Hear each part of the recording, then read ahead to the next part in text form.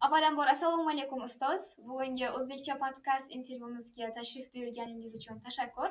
Qani endi agar ijozatingiz ila o'zingiz haqingizda qisqacha tanishtirib bersangiz, maktabimizda necha yildan buyon faoliyat yuritasiz? Shu haqida ma'lumotlar bizlar uchun juda ham qiziq. Va alaykum assalom Hulkar qizim. Men ham senga rahmat aytmoqchiman. Bugungi mehmoning sifatida birinchi meni taklif qilganing uchun.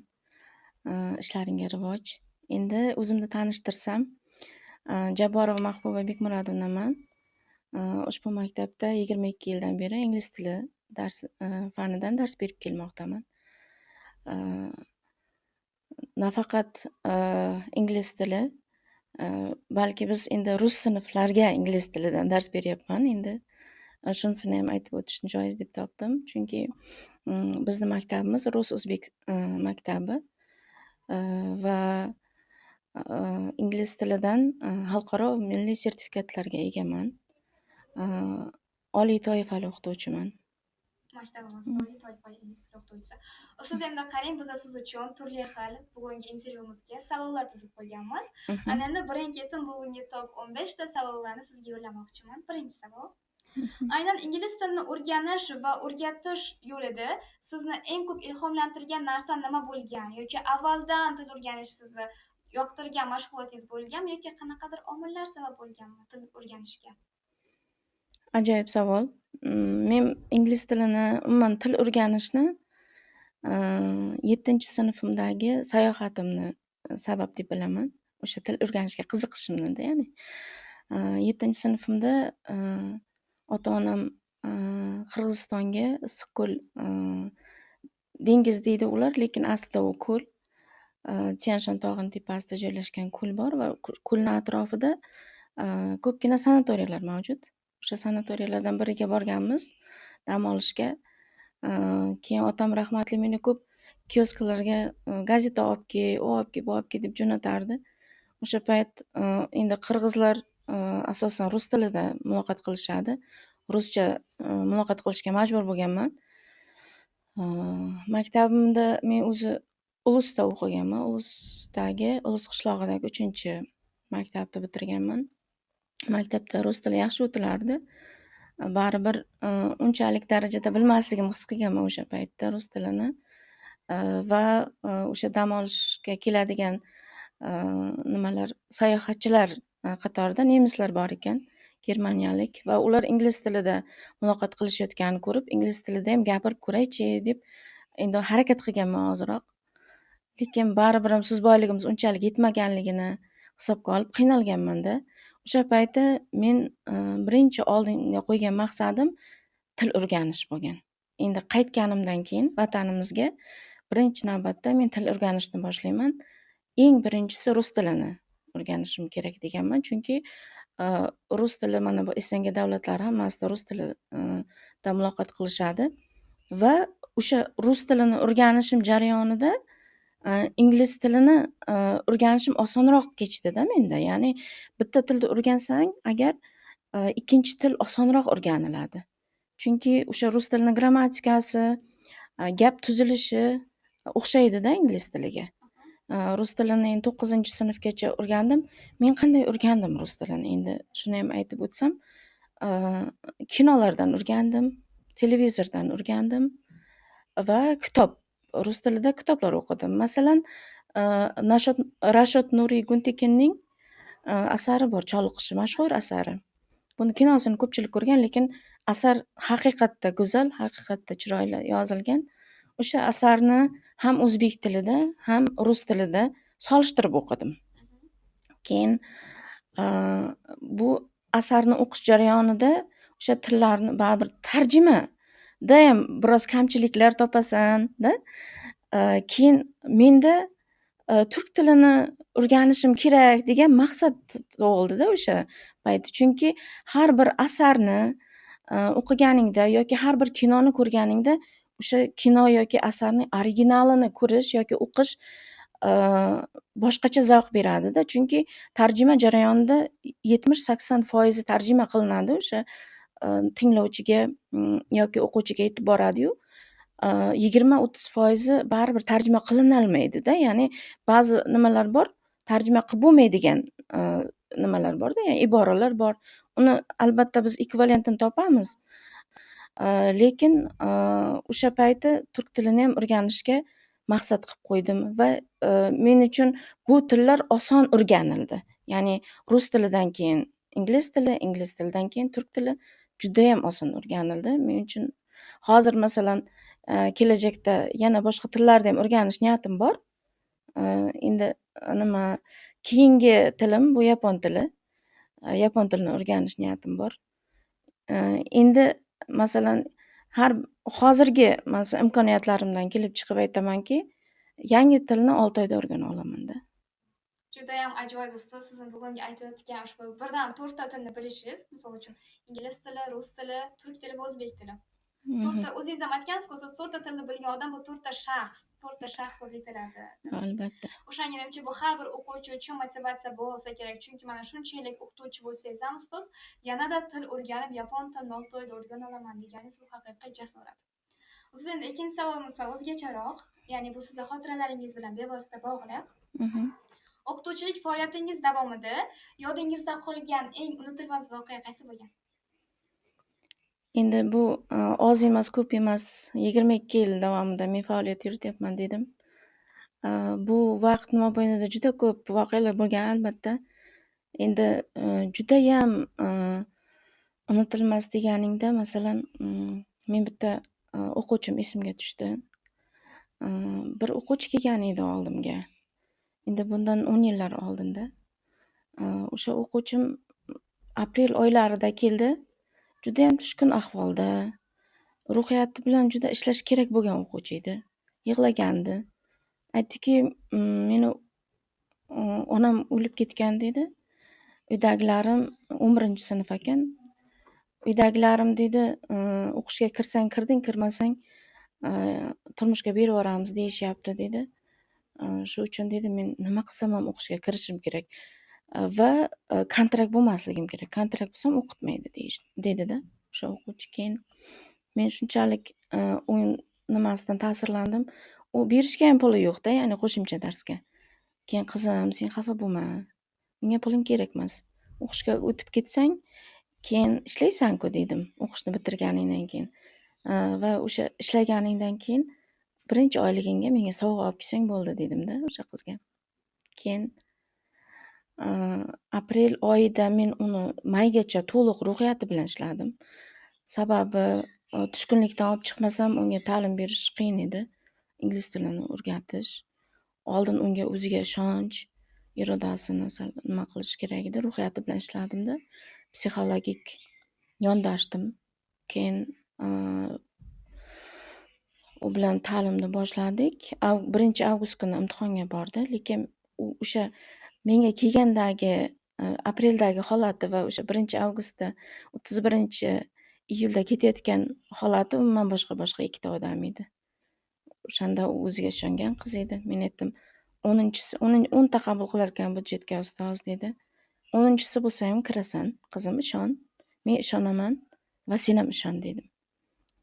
Shu darajada ishonibdiki, u o'zini ham ishontirgan, men ham ishondim-da, chunki va telefon qilyapti, o'sha 1-avgustda imtihon topshirgan bo'lsa, javobi chiqqanda yig'lab telefon qildi. Ustoz, men 10-o'rinda o'qishga o'tibman budjetga dedi. O'sha grantga 10-o'rinda o'tgani men uchun mo'jiza bo'ldi. Uning uchun ham mo'jiza bo'ldi. Mo'jizalarga ishonmaymiz-da, o'zi asosan ko'pchilik mo'jizaga yo'q narsa deydi, lekin men ishonaman. Chunki inson o'zi ishonsa, albatta mo'jizani o'zi yaratadi. Albatta, siz juda ham qisqa muddatda uni ham psixologik, ruhan ishlab, bundan tashqari bilim bera olganingiz bu haqiqatan juda ham esda qolarli voqea bo'lgan bo'lsa kerak. Shu hozir savolingga qarab birdan shu voqea esimga tushdi qizim. Ajoyib ustoz. O'shaning uchun ham ko'pchilik aytishadi, o'quvchi, ya'ni yoshlar bilan hozirgi zamonaviy kreativ o'qituvchilar nafaqat dars bilan, balkim ularning ruhiyati bilan ham ishlash, o'qituvchi nafaqat pedagog, balki ular psixolog hamdir deb aytishgani bir tomondan juda ham katta haqiqat ekan ustoz. Shunday. Ajoyib. Rahmat. Navbatdagi savolimiz, hozirgi kunda bilasiz, onlayn ta'lim rivojlanib ketdi. Masofaviy ta'lim va an'anaviy ta'limni qaysi birini ko'proq yoqlaysiz? Misol uchun onlaynda individual uchrashib ishlagandan ko'ra nisbatan qiyinroq-ku. yoki o'quvchilar uchun hozir ko'proq bu an'anaviy ustozlar bilan birga ishlaydigan ta'lim qulayroqmi? O'zingiz tajribangizdan aytsangiz. Men agar bundan 10 yil oldin so'raganingda, men an'anaviy ta'limni ancha tosh bosardi o'sha tarafda. 10 yil oldin so'raganingda. Lekin hozirgi vaqtda an'anaviy ta'limni albatta ustunroq ko'raman. Lekin agar iloj bo'lmasa, masalan, men ertalab soat 8 dan 4 gacha, 5 gacha ishlasam, lekin menga o'sha o'qituvchi yo'q. Masalan, yapon tilidan o'rganaman desam, o'qituvchi yo'q bo'lsa, endi tasavvur qilsa, masalan, yapon tilini o'rganishim uchun albatta men onlayn o'rganishimga to'g'ri keladi. YouTube'da masalan kirib darslarni ko'rsam, demak, menda agar insonni o'zida qiziqish bo'lsa, farqi yo'q. An'anaviymi u, onlaynmi u, baribir natija qila oladi. Agar qiziqish bo'lmasa, an'anaviyda o'tkazib qo'yib, yoningda 2 soatlab, 3 soatlab individual bir o'ziga dars o'tsang ham qiziqish bo'lmasa, natija bo'lmaydi-da. Qobiliyat bo'lmasa, harakat bo'lmasa. Albatta buni qiziqish, qobiliyat, harakat, mehnat birgalikda o'sha natijani qilib beradi bizga. Aha, demak o'quvchini o'ziga bog'liq demoqchisiz. Shunday demoqchiman. An'anaviyda ham, onlaynda ham natija qilish o'ziga bog'liq. Onlayn ta'lim oldin men uncha xohlamasdim, lekin mana bizda o'qituvchilarimiz, maktabimizda dars berayotgan ingliz tili o'qituvchilari hozir 7 tasida C1 darajadagi xalqaro sertifikatlar bor. O'shalar hammasi onlayn o'qigan. Onlayn, ya'ni o'sha xalqaro sertifikatga o'zimizni tayyorlashimiz uchun bizga vaqtimiz, masalan, an'anaviy dars o'tishda hech iloji yo'q-da. O'qituvchini o'zi yo'q. O'qituvchimiz Kembridjda o'qigan, vodiyda yashaydigan bitta ustoz va o'sha ustoz Bekzod Muidinov degan ustozimiz bilan onlayn o'qib, shu natijaga erishgan ustozlarimiz. Aha, tushunarli. Rahmat Qo'ltoqon siz javobingiz uchun. Hozirgi kunda o'sha juda ham ko'pchilik o'quvchilar deyarli butun O'zbekiston bo'ylab ingliz tili anchagina keng qamrovli tarqaldida. O'sha siz ham baribir o'zingiz ham kurs o'tasiz, o'quvchilaringiz bilan ishlash davomida aynan yoshlar ko'proq ingliz tilini o'rganishda qanday qiyinchiliklarga duch keladi? Men ana shu xuddi shu muammoni maqola tarzida yoritgan edim. Faqat boshlang'ich sinflar misolida yozganman. Boshlang'ich sinflarda xorijiy tilni o'qitishda uchraydigan muammolar va ularning yechimlari. Asosan muammo bizda nutq muammosi, speakingda, ya'ni gapirishda muammo bo'ladi. Chunki bizda ingliz tili atmosferasi, ya'ni muhiti yo'q va ota-onamiz ham bilmaydi. Uyda muloqot bo'lmagandan keyin gapirish yo'q-da. O'qib tushuna oladi o'quvchi, tinglab ham tushunadi. Chunki hozir tinglab tushunishga juda sharoitlar yetarli darajada. Lekin o'sha nutq, ya'ni gapirishda muammolar bor albatta. Endi uning uchun qanaqadir atmosfera qilamizmi, speaking klublar tashkil qilish yechim bo'la oladi deysizmi? Yechimlari talaygina. Endi muammo bo'lgandan keyin albatta uni yechimlarini ham topishimiz kerak. Birinchi yechim sifatida agar masalan Samarqand yoki Toshkentga o'xshaydigan kattaroq shaharda bo'lsa, muammo uncha bo'lmaydi. Chunki u yerda albatta kurslar bor. Kurslardan tashqari xohlagan, masalan, nimanga borsang, tarixiy obidalarga borsang, har kuni minglab turistlar bor. Ular bilan bemalol native speakerda, ya'ni o'sha muloqot qilsang bo'ladi. Lekin bizda o'sha masalan chekara hudud bo'ladigan bo'lsa, unda nima qilamiz? Unda onlayn do'st bo'lish mumkin. Masalan, chet ellik o'rtoq topish mumkin. Bizda hozir bunaqa yetarli darajada imkoniyatlarimiz bor hozirgi yoshlarimizga-da, va o'zlarini do'stlarini topish mumkin sinfdagi. Ular bilan muloqot qilsa bo'ladi, ustozlar bilan muloqot qilsa bo'ladi. Yana bemalol kino ko'rsa bo'ladi. Kino ko'rish kerak va men kino ko'rishni tavsiya qilaman. O'zim aytdim, yuqorida aytdim-ku, rus tilini ham kino nimasida kino ko'rish yordamida o'rgandim deb va ingliz tilini ham kino ko'rish yordamida o'rgansa bo'ladi. Ustoz, keyingi savolimiz bevosita bugungi kundagi sun'iy intellekt va ChatGPT bilan bog'liq. Nima deb o'ylaysiz, mana shu ChatGPTning, turli xil AIlarning kashf etilishi va bizga shundoqqina foydalanishga topshirib qo'yilgani, ya'ni biz juda ham ko'p foydalanamiz, o'quvchilar ham, o'qituvchilar ham, qay darajada samarali yoki negativ deb o'ylaysiz? Men bu narsani o'sha yaqinda o'quvchilardan eshitdim-da, o'zi bilmasdim ham to'g'risi. ChatGPT nimaligini qiziqib ko'rdim, lekin menga yoqmadi. U bizni o'quvchilarni ham, bizni ham erinchoq qilib, to'liq uxlatib qo'yadigan narsa. Ya'ni uxlatish deganda miyani nazarda tutdim. Insonni miyasi ishlab tursa, uyg'oq turadi-da.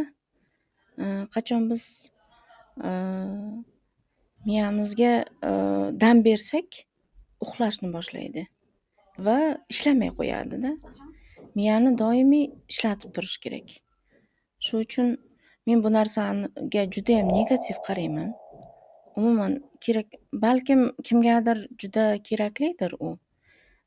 Tezlikda xohlagan informatsiyangni beradigan qurilmadir, lekin men uchun kerak emas. Masalan, menga yoqmadi u narsa. Biz oldin ko'rgan bo'lsang kerak, 2018-yilda Hitkareta jurnaliga intervyu bergan edim. O'sha yerda bugungi kun illati nima degan savol berishgan edi. O'shanda aytgandimki, biror kimga yoki biror nimaga suyanib qolish. Mana shu aynan o'sha suyanib qolishda eng katta misoli deb shuni aytsak bo'ladi-da. Hozir afsuslar bo'lsinki, hatto o'qituvchilar ham suyanib qolyapti-da. Hatto mana boya aytganingdek dissertatsiyalarni ham yozyapti ustozlar ko'pchiligi deb. Lekin bu narsa yomon-da. O'sha aynan biror kimga yoki biror narsaga suyanib qolish, bu o'sha paytda ham illat edi. 2018-yilda mendan so'rashganda ham haligacha bu juda katta illat deb o'ylayman. O'quvchilarga aytaman-da, masalan, hozir yoningda o'rtog'ing bordir, a'lochi o'rtog'ingdan ko'chirarsan yoki o'sha telefoningdan foydalanarsan, ChatGPTdan. Lekin vaqt keladiki, faqat o'zing va o'zing qolasan-da, yana bitta bir o'zing qolasan. O'sha nimani test ishlashing kerak. Oliy ta'limga kirish imtihonlarini masalan, o'zlaringni shu 11-sinflar bitirgandan keyin oliy ta'lim yoki mana bu milliy sertifikatlarga topshirganda ham kim yordam bera oladi? Yoningda o'sha o'rtog'ing kirib turmaydi-ku, suflyorlik qilmaydi yoki o'sha ChatGPTdan foydalana olmaysan. Hamma qurilmani olib qo'yadi kirishdan oldin. Shu uchun o'sha shunaqa payt keladiki, faqat o'zingga qolasan-da, o'sha o'zing va o'zing qolasan deganman. O'sha bitta ruchka bilan kirasan yoki ruchkani o'sha yoqda berishadi. Keyin o'sha o'zing bilan kirasan va o'zingdan yo xafa bo'lasan, yo xursand bo'lib chiqib ketasan-da. Shu uchun faqat bilim olish kerak. Bilimingni hech kim tortib olib qo'ya olmaydi.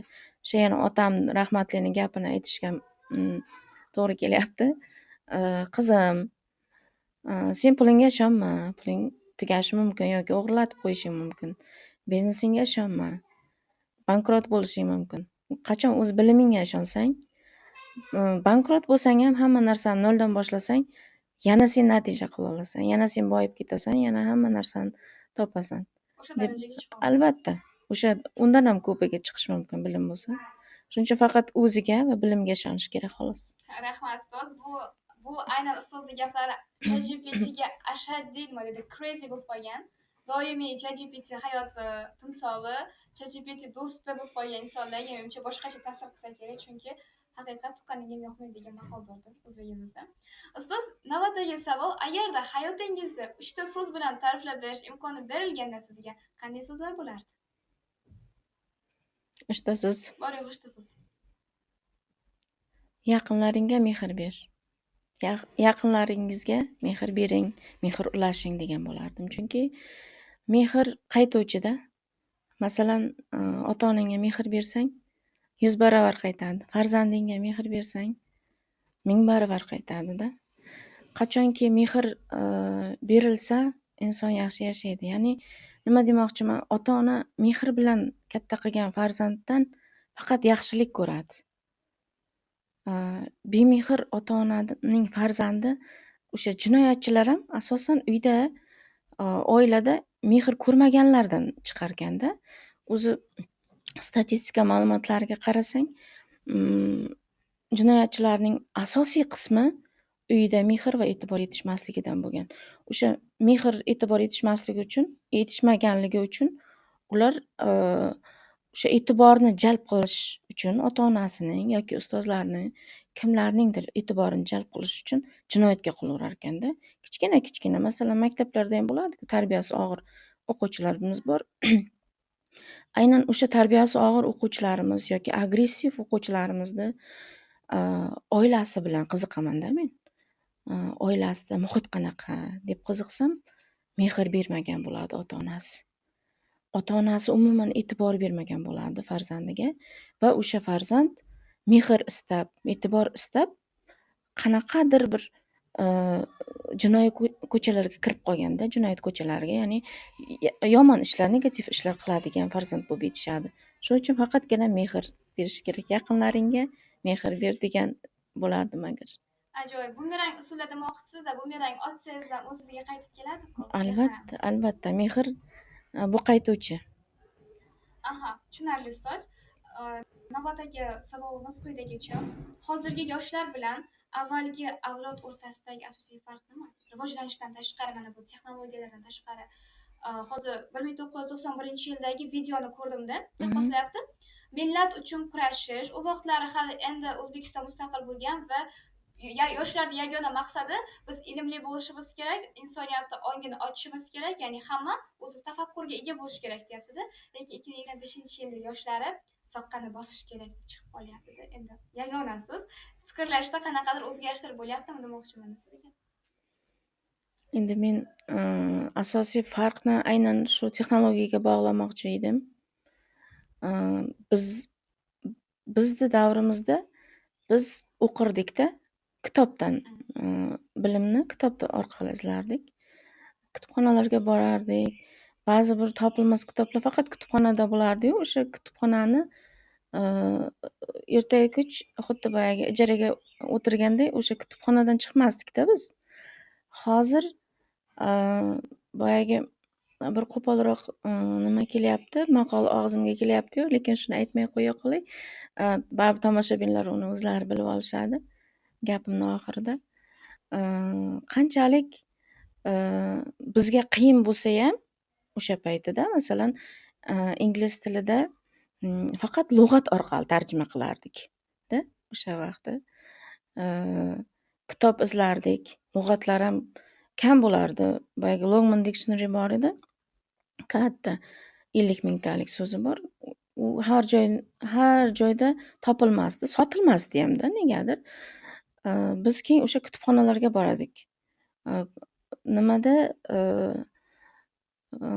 kserokopiya bitta joyda bo'lardi. O'sha kserokopiyadan chiqarib, iltimos qilib shunaqa qilib yurardik-da.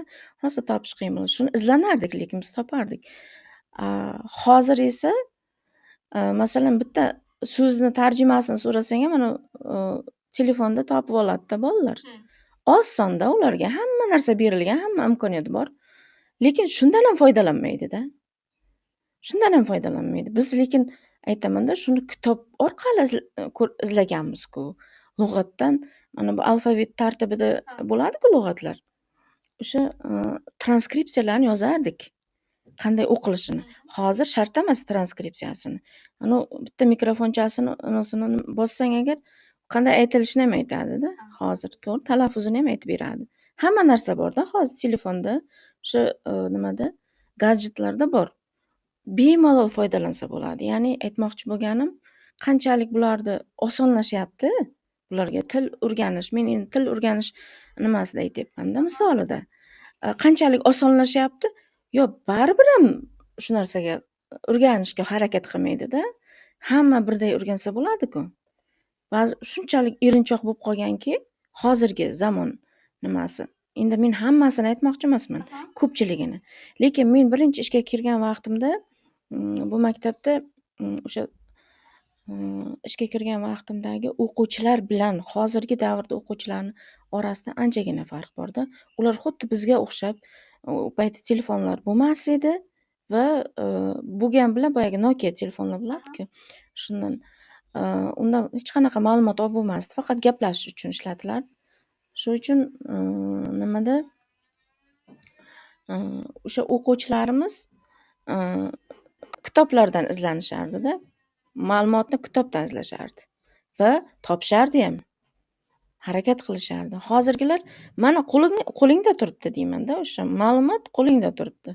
Shunday kirib bitta tugmani bossa chiqadi o'sha ma'lumotda. Lekin shuni ham qilmaydi-da. Shuni ham qilmaydi hozir. O'sha farq erinchoqlikdamikan deb o'ylab qoldim-da. Katta farq. Juda ham boyagi tuyani yuki yengil kelsa bag'roq keladi deydi-ku, o'sha maqolda aytishga majbur bo'ldim. Qanchalik nima bo'lyapti, osonlashtiryapti, shunchalik o'zidan ketyapti-da. Hozirgi nimamiz, avlodimiz, yosh avlodimiz. Endi ko'proq ularni tanqid qilib qo'ydim. Siz Babram haqiqatni aytyapsiz. Albatta. Sharoit qancha yengillashgan sari hayotimiz ham yengillashib, biz ham juda ham yengil narsani xohlab qolganmiz-da. Shunday. Aziz Rahimov aytgandilar bitta podkastlarida, yengil davr yengil yoshlarni tarbiyalab chiqaradi. Ya'ni qanchalik sharoit oson bo'lsa, ular ham yanada osonlashib, boyagi hayotini o'mashirsa даже men bu yerdagi narsani bu yoqqa olib qo'yishga ham erinadi, hattoki yoshlar deyapti. O'tib pult tuzatib yuborsa, meni deb misol shu ukalarimiz ham shu darajada erinchoq. Shunday. Demak, bu yerga yechim ko'proq gadjet, keyin gadjetlardan foydalanish minuslari ham ancha ko'zimizga, miyamizga. Albatta. Biz uxlaymiz, buni quchoqlab kechasi yostig'imiz ustida turadi. O'shani har tomonlama ko'rib chiqish kerak ekan, demak. Shunday. Siz misol uchun hozirgi kunda men bu biz aytamiz-ku, stressdaman, depressiyaga tushib qoldim, hech kim поддержка qilmaydi, meni hech kim qo'llab-quvvatlaydi, meni ilmimga hech kim pul tikmaydi. Xullas, umuman qancha qo'limizda mana telefon bor, ulsinaga o'sha gapirayotgan bolalar qo'lida ham telefoni bor, Wi-Fi bor uyida. Shunda ham yo men o'rgana olmayman degan juda ham bir tushkun kayfiyatga tushib qolgan insonlarga, yoshlarga asosan nima omil bo'lyapti? Ko'proq Instagramdagi luxury hayotga o'zini lifestylini taqqoslashi bo'lyaptimi? Yoki hozir bilmadim, nima sababdan bunaqa stress va depressiya kuchayib ketyapti bizda, yoshlarda, kattalarda? Endi bu nima desam ekan? O'ylantirib qo'yding. Bizda nima desam, hozir qara. O'rganishni xohlamaslik ko'pda. Odam nima deydi? Hozirgi keyingi avlodda. Mana meni otam rahmatli 80 yoshida olamdan o'tganlar. Mirzayev Bekmurod bobo.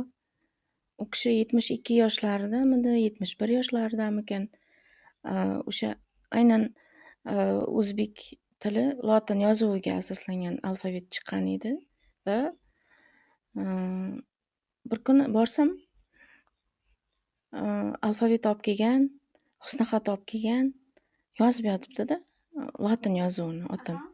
70 dan oshganda endi o'sha paytlar. Keyin ota sizga nima zaril dedim-da. Desam, qizim deydi. Hozir deydi lotin yozuviga o'tdik. Men har kuni endi axborotni ko'radi, to'liq har kuni yangiliklarni eshitadi va qaror chiqadimi, qanaqadir yangi o'zgarishlar bo'ladimi, birinchi otamdan bilardik-da biz. Otam o'zi aytib turardi, qizim mana o'qituvchilarga shunday yengilliklar yaratilyapti ekan, mana shunaqa bo'lyapti ekan. Bunday bo'lsa bunday bo'lar ekan deb menga hamma yangiliklarni otam aytib turardi. Keyin sen vaqtingga yo'qtab, televizor ko'rishga deb turib.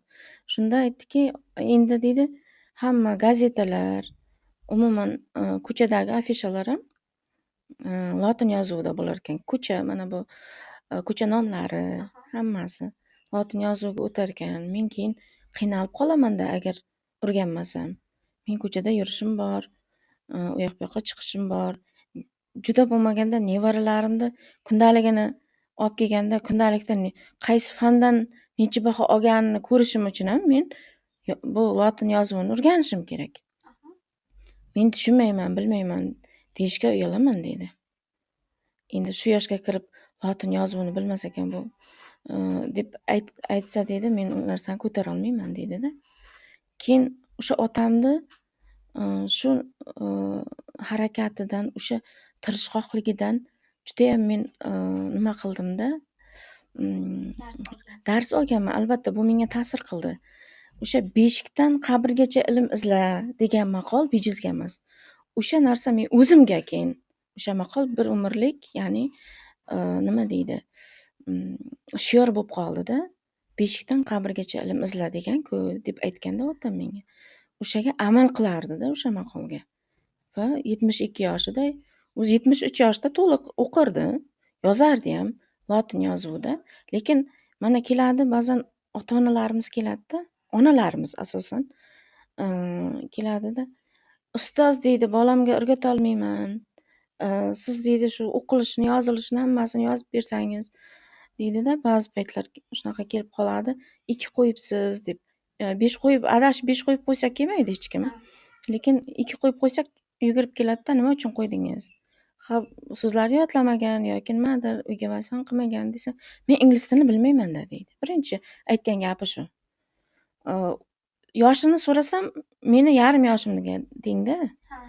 O'sha 25-26 yoshda, balkim 30 yoshdadir. Lekin o'sha farzandiga o'rgatolmayman, men ingliz tilini bilmayman deydida. Keyin otamni misolida aytgim keladi shunday. Masalan, meni rahmatli otam ham 72 yoshda o'rgangan lotin yozuvini. Siz ham o'rgansangiz bo'ladi degim keladi. Lekin uni tushungan tushunadi, tushunmagan tushunmaydi-da baribir.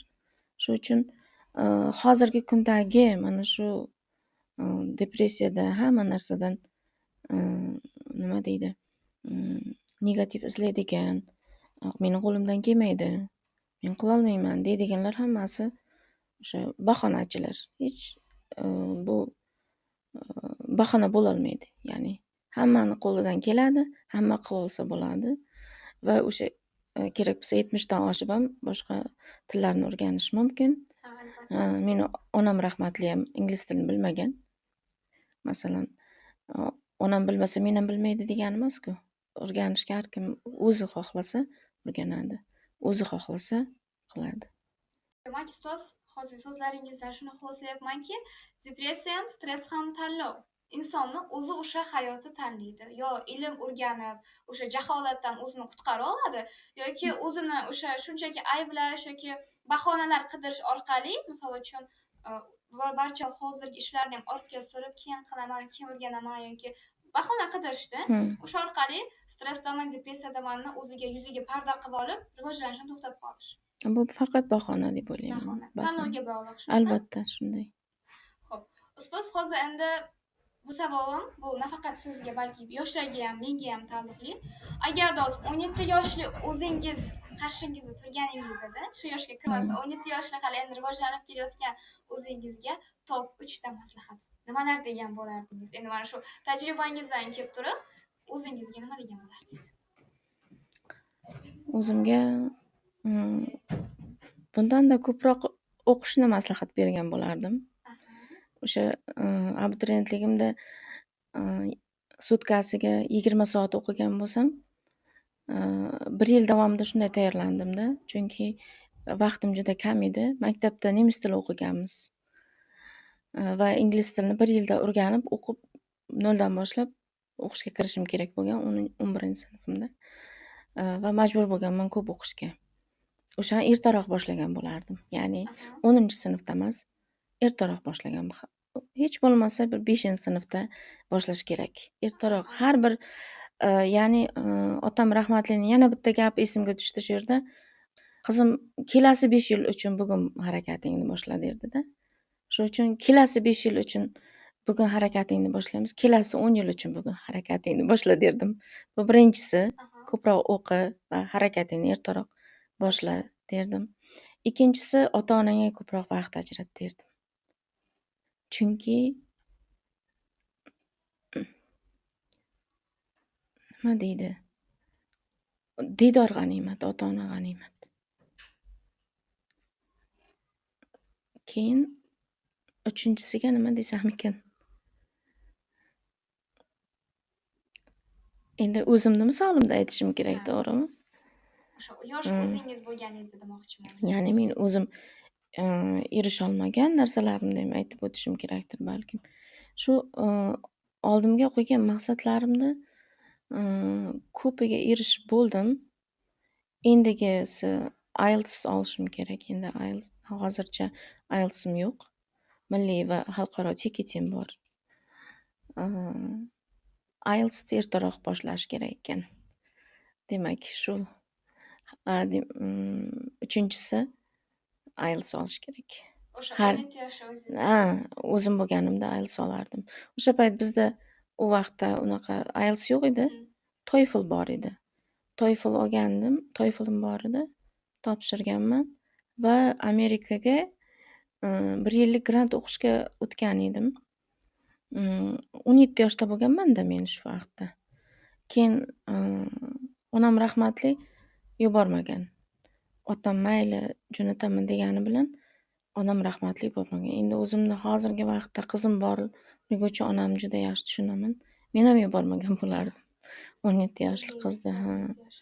Hozirgi hayotimdan mamnunman. Hozirgi erishgan yutuqlarimdan mamnunman. Hammasiga shukronalik aytaman.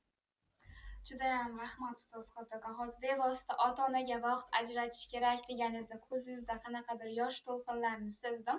Chunki hamma abituriyentlar ham o'sha o'qiymiz deydi, kimlardir uzoqroq hududga borib tayyorlanadi, baribir shahar hududlarida. Ota-ona bor-ku kutarkan farzandini. Qachon telefon qilar ekan, qachon vaqt ajratar ekan, telefon qilishga hatto o'rganishar ekan. Balkim o'quv markazi darsdadir, uni bezovta qilib qo'ymay, o'qishdan chalg'itmaydi. Shu darajada intiqlik bilan kutar ekan ota-onamiz. Biz bilmaymiz u narsani. Biz Shunday. yurar ekanmiz, ha sog'indingmi, sog'indim bo'lganda ko'raman, lekin u yerdagi muhitdagi hissiyot boshqacha bir inson. O'shaning uchun ham hammani borida qadriga yetmoqchisizda ustoz. Albatta. Borida qadriga yetish kerak, borida vaqt ajratish kerak. Rahmat ustoz. Bizani aynan podkastimizni bitta qadriyati bor. Har bitta mehmonimiz o'sha so'z oxirida navbatdagi keyingi ishtirokchimiz uchun yoki mehmonimiz uchun o'zingizni bitta savolingiz va bitta qanaqadir unga nima deydi, tilagingiz yozib ketishingiz kerak. Hozir sizga qog'oz urishmoqqa berishadi. Va bu uchun ustoz sizga qisqacha vaqt beramiz. Qog'oz urishmoqqa berasizmi? Bitta savol, bitta tilak.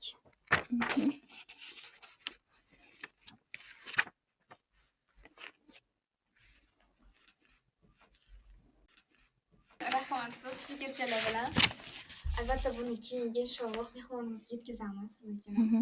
Mana bugun siz shuncha o'zingizni hayotiy tajribalaringiz bilan ulashganingiz uchun, vaqt ajratib shunaqangi qimmatli vaqtingizni bizga ko'rsatuvimizga ajratganingiz uchun o'zimiz ham nomimizdan juda ham katta rahmat aytamiz ustoz. Mana shu oxirida qanaqadir siz kutgan yoki sizga bera olmagan savollarimiz yoki siz kutgan qanaqadir bir muhit bo'lsa, qisqacha o'zingizni takliflaringiz kamera qarshisida aytib o'tib keta olasizmi? Qisqacha bizani tomosha qilayotgan o'sha yaqinlarimiz ko'radi bu videoni, tanishlar ko'radi. Shunga qisqacha tilaklar va so'ngsiz o'rnida. Endi men kutgan edim ijodiy ishlarim bo'yicha ham savollar berishlaringni va shu yerda oila a'zolarimga ham, xo'jayinimga rahmat aytib o'tmoqchiman. Bugungi kundagi erishgan hamma yutuqlarim u kishini qo'llab-quvvatlashlari nimasida bo'lgan. Masalan, oldin otam rahmatli aytdim-ku, otam rahmatli bo'lib ketgan. O'sha otam har safar aytardi, qizim sendan umidim katta, hali xalq o'qituvchisi bo'lasan deb aytardi va o'sha otamni motivatsiyasiga qo'shilib umr yo'ldoshim ham shunday deydi. Doim qo'lingdan keladi, doim qilasan, qila olasan. Seni qo'lingdan keladi deb aytadi. Shuning uchun masalan biz sertifikatlarga topshiramiz, testlarga boramiz, attestatsiyalarga boramiz. Shu vaqtda doim yonimda turadi xo'jayinim. Birga olib borib olib keladi. Sohasi bizni sohamiz bo'lmasa ham tushunadi-da. Keyin qo'lingdan keladi, o'tasan. Obro'yingga yarasha bal olib chiqqin deydi-da doim. Keyin oxirgi marta aytganlarida shu bilgan tillaringni hammasidan sertifikat topshirib, sertifikat olib qo'y, kerak bo'ladi deb aytgan edi. Va bu menga motivatsiya berib albatta. O'zbek tilidan ona tilidan test topshirib ko'rdim milliy sertifikatga. Tayyorlanmadim. Shu o'zi 25 yil oldin maktabni bitirgan bo'lsak, o'sha maktab davrida nimani o'tgan bo'lsak va undan keyin institutda o'qiganimiz va hozirda o'quvchilarga birinchi o'rinda mana ingliz tilini grammatikani tushuntirishdan oldin ona tilida tushuntirib beramiz-ku o'zi. Keyin shu uchun tayyorlanishim kerak deb o'ylamadim. Bir topshiray chiqan deb topshirsam C+ daraja oldim. O'zbek tilidan ham hozir sertifikatim bor. Shunga endi keyingisi turk tilidan olishim kerak sertifikat. Xo'jayinim doim yonimda, nima deydi, motivatsiya berib turadigan insonim va farzandlarim. 3 ta farzandim bor. 2 ta o'g'il va 1 ta qiz. Shu farzandlarim doim ona siz uddalaysiz deb turadi. Qo'lingizdan keladi deydi. 2 ta o'g'lim va qizim doim shu farzandlarim va umr yo'ldoshim menga motivatsiya berib turadigan, qo'llab-quvvatlaydigan, har taraflama yordam beradigan himoyachim ham ular. Judayam ajoyib ustoz, har taraflama o'rnak, hayotingiz ham bir tomondan ko'p holatlarda o'sha inson yuksalishiga ota-onaga bo'lgan hurmat, oilani qadrlash ham katta turtki bo'lar ekanda. Oddiy mana sizni timsolingizda ko'rib turibmiz. Shu darajada oilangizdagi muhit, sizni qo'llab-quvvatlashlar, mana endi Allohga shukr, shu darajada xalq tanigan, bilgan, sevimli o'qituvchi, sevimli turmush o'rtoq darajasiga olib keldi ustoz. Rahmat qizim, shunday to'g'ri. Hamma aytganlaring rost. Chunki birinchi ota-onamiz aytganmi, duo qilganlar. O'sha aytadi-ku, yomg'ir bilan yer ko'karadi, duo bilan el ko'karadi. Shuning uchun duo olgan inson hech qachon kam bo'lmaydi. Haliki ota-onaning duosi. Eng nimasi, mana bitta psixolog opa bilan uchrashganimizda u kishi aytgan edi-da. Masalan, peshonaga yozgan deydi-ku, taqdirga yozilgan deydi-ku. O'sha taqdirga yozilgan bitik 2 ta holatda o'zgarishi mumkin deydi. Ya'ni bir kishiga masalan o'sha taqdirda 70 ga kiradi, 80 ga kiradi yoki 100 ga kiradi-yu, butun umr rohat farog'atda yashaydi deb yozilgan bo'lsa-yu, lekin ota-onasini ranjitsa, ota-onadan qarg'ish eshitsa, kosasi ham oqarmaydi, umri ham ertaroq poyoniga yetadi deganda. Lekin kimdir qashshoqlikda qiynalib o'lib ketadi, kasallikda deyilgan bo'lsa-yu, lekin ota-onasi faqat duo qilsa, yuzlarga kirgin, minglarga kirgin, Ilohim baraka topgin deb shunaqa duolarni nimasida ta'sirida deydi, uning bitigi hatto taqdiri o'zgarib ketadi. Chunki o'sha Alloh yozgan taqdir ham ikki shu ota-onani qarg'ishi va duosi asosida o'zgarishi mumkin ekanda. Shu uchun men aytmoqchi bo'lganim o'quvchilarga, ya'ni tinglovchilarga ham, o'quvchilarga ham iloji boricha ota-onamizni duosini olishga shoshilaylik. Borida qadriga yetaylik. Ota-onamiz g'animat chunki va ota-ona duosi, ustoz duosi faqatgina yaxshilikka yetaklaydi. Faqat yaxshi natijalar olishingizga nima qiladi, turtki bo'ladi. Judayam ajoyib tilaklar, ajoyib insightlar. Rahmat kattakon ustoz. Chunki baribir ham hozirgi yoshlar mana bu smartfonlardan bo'shab yoki umuman olganda kam e'tibor beryapti ham deb qolaman ba'zi vaqtlar, chunki chalg'ituvchi omillar ko'pda. Hattoki oddiy oilaviy suhbatlar ham ba'zan juda ham kam davom etadi.